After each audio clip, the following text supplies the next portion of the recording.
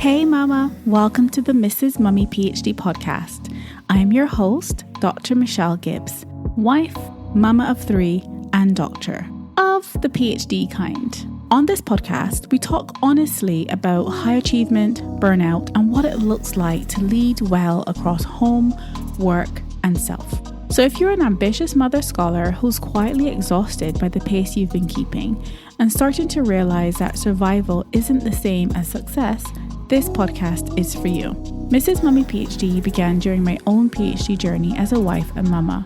Today, as a postdoctoral scholarly mama working across 2 leadership roles, this work has evolved. It's no longer just about finishing the PhD well, it's about creating sustainable ways of learning, leading, and living at any stage of your journey without losing yourself in the process.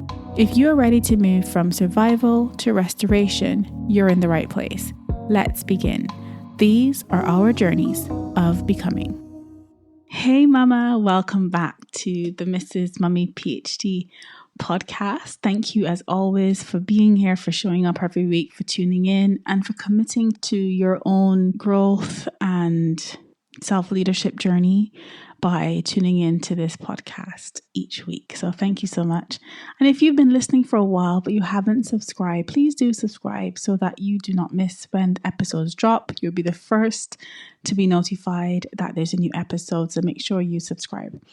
So in today's episode, I want to talk about something that I've been thinking about for quite some time. I am into my 40s and it's actually something that I've been thinking about recently, but reflecting on where did this shift actually begin to happen for me? And I was thinking maybe it's maybe it's to do with my season of life, but maybe it's to do with getting older and the wisdom that you have from life experience. And so I think that as I reflect on it, we'll talk about it in a moment, but as I reflect on it, I'm just thinking maybe this is just part of the process of growth. Maybe this is just the process of maturing and growing in wisdom. And so I want to talk about wanting less. I've been thinking a lot about this idea of wanting less and how sometimes less is actually more. So if you are anything like me, you are probably ambitious, you are high achieving, you've worked incredibly hard to get where you are. And somewhere along the way, you kind of lost your way a little bit and potentially started to feel quite burnt out. Or maybe you're heading in that direction and you're realizing that you don't actually want the same things anymore. You actually want less. You don't want success that costs you yourself. And so in this episode, as we kind of go through this together, I hope it will give you permission to want less too. Still be ambitious, but be okay with wanting less. Be okay with having less. Be okay with living on less. I hope it will give you the understanding of how less actually becomes more and to make that shift from scarcity to abundance, and why sometimes that slower pace of life might actually be the smarter path. So let me tell you what I learned in my 40s so far. I think I'm going to start with the idea of identity, because you listening to this as a scholarly mama, you're probably high achieving. You've probably also been running on empty because you're juggling so many different things and demands and the busyness of motherhood and family life. But you're also realizing that you don't want to chase at all costs anymore. You don't want success that's going to cost you yourself. And you may be wondering, does that mean that I am lazy now? Does that mean I'm not committed anymore? And this matters to me because I've been there. I have been through the quiet burnout. I've been through the seasons of overwhelm. I've been through, just the overwhelming pace of life, and also the pressures of performance, the pressures of deadlines, the pressure to complete. I remember when I was coming to the end of my PhD, I had a hard deadline. If I hadn't submitted my thesis when I did submit it 6 days early, but if I had missed that deadline, I would have wasted the entirety of my PhD journey. I would have finished that with no PhD after 8 years of striving towards that goal. And so I've lived this reality. I've lived the pressure of all of this. But in my 40s now, I feel like I am more secure in my worth than I probably ever was. And in fact, in this season of my life right now, post quiet burnout, I feel like I am so much more secure in myself, so much more secure in what I bring to the table, in what value I carry. And so I want to tell you that I've learned this. I've lived this experience. I've lived this journey. And I want to share some of my reflections so that you can, not have to learn it the hard way, that you can potentially find some of this relatable, but also achievable for yourself, also possible for you too, that transition and that switch. And so like I said, I know this because I have been on the mountaintop, I've been in the valley, and I have been on my own journey of scaling back and just this idea of wanting less. Learning every day that and discovering that less sometimes is more. Here's what I have realized actually about wanting less. So I've been thinking about why do we chase? Why do we find ourselves in this constant state of pursuit, particularly as scholarly mamas? And obviously that has a lot to do with that we're kind of trained to think that doing more equals better, and that success means that we need to push ourselves beyond our limits and sacrifice ourselves, and that burnout is just the cost of achievement. It's just what everybody goes through in order to achieve great things. And if you aren't overwhelmed and exhausted, then maybe you are not doing enough. You need to be working harder and doing more.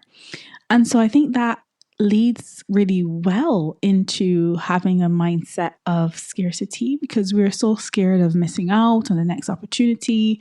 We feel if we don't push ourselves to the max, we won't succeed. We feel that if we are not constantly proving ourselves, that we don't deserve to be there, that we are an imposter and we're not enough. And we have to do everything. We have to do it all, or else we will just lose everything and we won't get the opportunities and we won't get the grants and we won't be able to finish our PhD. We won't be able to get the awards and the accolades. And so this all makes sense because we've been rewarded for overextending ourselves, and high achievement, the things that we have achieved, we have done that by pushing ourselves really hard. And so we've internalized this idea that sacrifice means worthiness, like the two equate with each other. But what I have realized over particularly the last year, is that burnout does not create success. You cannot truly achieve success if you are burnt out at the end of it. And I think personally that burnout actually delays success, because the things that you want to achieve and want to pursue, you may actually have to end up taking a step back anyway, because you are burnt out. You're probably, suffering the consequences of that. Like one of my previous guests has said on the episode, Dr. Janelle Chase Mears, is that you don't actually realize the cost of burnout, that those are years of your life that you don't get back, that you don't ever get back. And so burnout has a cost. In my case, I even had to pause my podcast for 6 months because I was at my limit. And again, that has a cost. This is something that brings me so much joy and fulfillment, and I couldn't even show up for that. And so the cost is real. The cost is real. And what I want to offer you is this reframe that, wanting less is not laziness, that maybe this can just be your journey of wisdom and growth, What if the path to success was actually wanting less, was actually not pushing ourselves beyond our limits? And so what if maybe I don't have to burn out in order to achieve my goals? Like, what if that's possible? So let's talk about what I mean when I say wanting less. I feel like for me, wanting less is about less proving, less success at all costs, being much more selective about what I commit to and saying no without feeling like I have to constantly explain myself. Because again, not every thing that presents itself as an opportunity is actually an opportunity. It may just be an obligation. So doing more of what actually really fills my cup and really fulfills me, making room for that. But in order to make room for that, I have to do less because there's only so many hours in one day. There's only so much energy, And so I am committed to doing less of things that don't align with my values, that don't align with my goals, that don't align with my interests, that don't align with things that I care about and causes that I care about, and more of the things that fulfill me, more of the things that bring me joy, more of the things that fill my cup, more of the things that kind of recalibrate me and re-energize me so that I can actually go out there and do the work. I can actually go out there and perform in a way that is congruent with my beliefs about myself, with my worth, with my value. And so I think the key here is that it's not about being less ambitious. It's not about, not caring about our goals and just kind of giving up. It's not about that at all. It's really about becoming more secure in ourselves, that we know what matters to us, we know what we want, and we know what we're willing to do for that. And we refuse to pay the cost of ourselves. We refuse to sacrifice ourselves for that success. So for me, it's about making the shift of moving from scarcity, which tells us I have to do everything or I'm going to miss out, I'm not going to get the next opportunity, to a mindset of abundance, which is I have enough margin, I have enough space, I have options, I am enough, I have enough time to do the work I need to do. And so when we make that shift, and we're able to make that shift from that scarcity thinking to that abundant thinking, I think that creates freedom.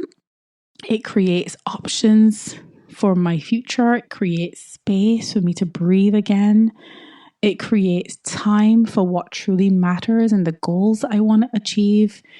It stops me having this fear of missing out because my cup is full. I don't feel like I need to go and get more, do more because my cup is full. And so what this has taught me is that when I lead myself well, when you lead yourself well, when you choose less, when you choose a slower, more intentional path, things actually begin to fall into place because you are empowered and in a position to thrive from a place of rest, self-worth, and not from this place of depletion. So let's talk about what this has looked like for me. So obviously, as you know, I spoke in the last couple of months, I've been talking about this actually, is my journey of quiet burnout. I was high achieving, ambitious, doing it all, just pushing myself. And on the surface, it looked really good and I was achieving things. But I was actually running on empty. I was literally just in survival mode. And I think for me, going through this experience made something really begin to shift again. Like I said, it's not about doing things completely different, becoming a completely new person, switching everything up, completely changing your life around. It's not always that. Sometimes it's just going back to who you always were. Somebody who was steady, somebody who was purposeful, somebody who was intentional, somebody who understood her worth. And sometimes going back and becoming her again is all we need to be able to move forward with purpose and intention, to be able to achieve our goals, to be able to make space to breathe again. And so the realization for me was that I don't want to chase things at the cost of myself anymore. I don't want to get myself into a state of burnout again. I am secure enough in my worth. I don't need to constantly prove it. I still have goals. I still have big dreams. I have all of that too. And I am naturally a very ambitious person. That's who I am. I can't change that, right? But I refuse to pursue things that I think would cost me myself. And so I choose to do less of the striving to prove myself, reduce my commitment. So things that don't align with my values or don't align with where I want to go in this season of my life. Less hours at work. So I've reduced my hours to part-time, as I mentioned in a couple episodes ago. Less of saying yes without intention. So I'm not just, autopiloting my way through. I'm actually being quite intentional and saying no where I need to say no and saying yes with intention. And also less of this burning out of myself for the sake of achieving things. So I am now in a much more sustainable mindset, sustainable pattern, sustainable routine of how I'm going about my goals. And that does not include burnout. That is not part of the equation. So what has shifted for me in making this change? Well, first of all, I have more breathing space in my week, which I cherish so much. Honestly, that has now become such sacred time for me where I can recharge, recalibrate, focus on other things, and just have a mental break from work. I can be much more selective about things that matter to me and be, much more intentional about what I get involved in. I am a better mum, a better wife, a better friend, a better colleague, because I'm not burnt out all the time, right? I can enjoy the journey. I'm not just chasing a destination. I'm not just looking for the next thing to achieve. I can actually really genuinely cherish the process. And that's where I'm at, right? I have options. I'm creating options for myself, creating freedom for myself. And this matters right now because you may be thinking, oh, this is something that I can work on in the future when I finish this, when I've achieved that. No, this matters now for me because my kids are getting older. Maybe you've got kids too, and they're getting older. They're growing up. They're at a pivotal stage of their childhood, and you don't want to put things off. Maybe your parents are getting older. I know my dad, my mom, they're getting older. My grandparents are getting older. This is the reality of life. Life does not wait for you to achieve all the things you want to achieve, and then you can just kind of tap back in. Right? But also, we are getting older too. I am getting older. I'm in my 40s, but I'm getting older as time goes by. And life feels like it's going sometimes so quickly. And I don't want to miss out. I don't want to miss out on the moments that truly matter on that journey.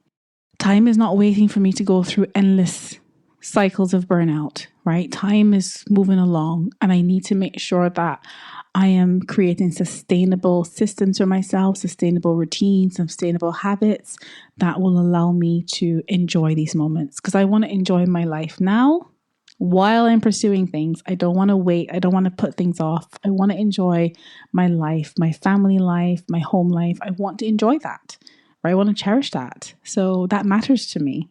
And so I am discovering that sustainability is what really matters here because yes, we can go through busy seasons and we all have busy seasons. We all have seasons where we've got deadlines, we've got, marking deadlines, we've got presentations, we've got thesis deadlines, we've got things for supervisors or we've got reports to write, we've got all sorts of things. And so in my 40s, I am not willing to pay the costs. I am not willing to pay the costs. I am looking after myself. I am recovering from my quiet burnout and I am still achieving. I'm still doing things. I'm still achieving, still getting opportunities, still growing, still ambitious, still pursuing, but just doing it in a more sustainable way. And so again, like I said, sometimes even the best of us, we may have plans, we may come up with our kind of, work plans and things. And sometimes, particularly when we don't have accountability, I think this is one of the challenges. We can sometimes either not meet those kind of internal plans that we set for ourselves, or we can be so hard on ourselves and set these unrealistic goals and unrealistic outcomes that actually are not sustainable in the long term. And so really it's about how can we create sustainability in our success journey. So how do you make this shift? How do you go from, as I mentioned, this scarcity thinking that really leads us to a state of overwork and burnout, to an abundant thinking where we are enough, that we actually can achieve our goals and we can do so in a way that's sustainable and long term? And I think the first thing for me is about auditing your commitments, auditing your life in general, and really understanding how your actions compare to your values, your interests, your goals, all the things that you want for your life and that you hold dearly. How does the reality compare to that, right? So are you making commitments from fear and obligation? Or are you genuinely interested, genuinely committed to the things that you're doing? Are you saying yes to things out of, guilt or habit? Or are you being intentional about what you're saying yes to? Is your week full of activities that drain your energy more than recharge and replenish your energy? So are you actually filling your cup, or are you draining it with lots of leaky holes? And are you working toward things that genuinely set your heart on fire and fill you up? Are you making the contribution in the way that you want to in terms of creating legacy in work, but also at home? And being able to be honest about that, I think, is so important. And that's why I'm creating potentially something that will help us do this, will help us actually become this person again who we have always been, but for some reason or the other have wandered a little bit further away from her than we wanted to. And so this summer, if you're you need to join the Becoming Her Reset waitlist. If you're interested, make sure you sign up. I'll leave a link in the show notes, and you can join the waitlist before the 14th of June to see if this is something that you would be interested in doing.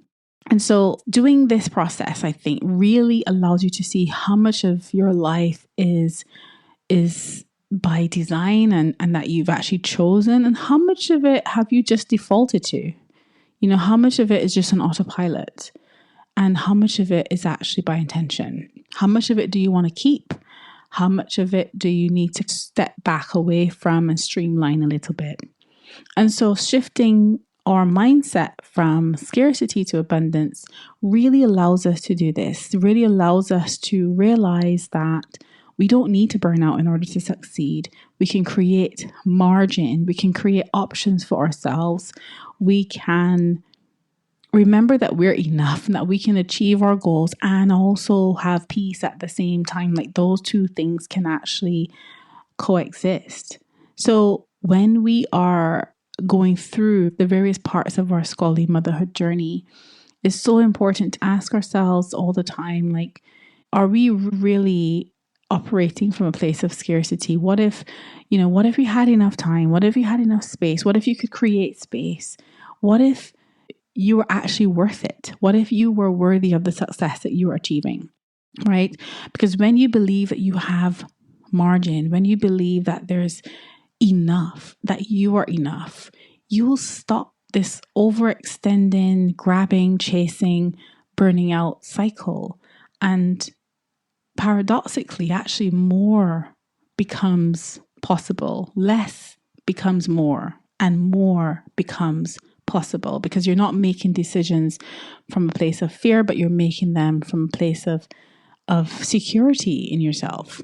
So as I mentioned, this is not about not being motivated or abandoning goals or being uncommitted or like thinking that who cares about success? Like, no, none of those things. But this is about remembering that you are intelligent, you're purposeful, you're worthy. You are able to understand and shift your thinking to realize that less of this striving can actually create more success. And knowing that burnout does have a cost. We think about the fear of missing out on opportunities, but we don't ever talk about the cost of burnout and how that sets us back. And so we are able to choose a path that can cherish and honor both achievement and peace.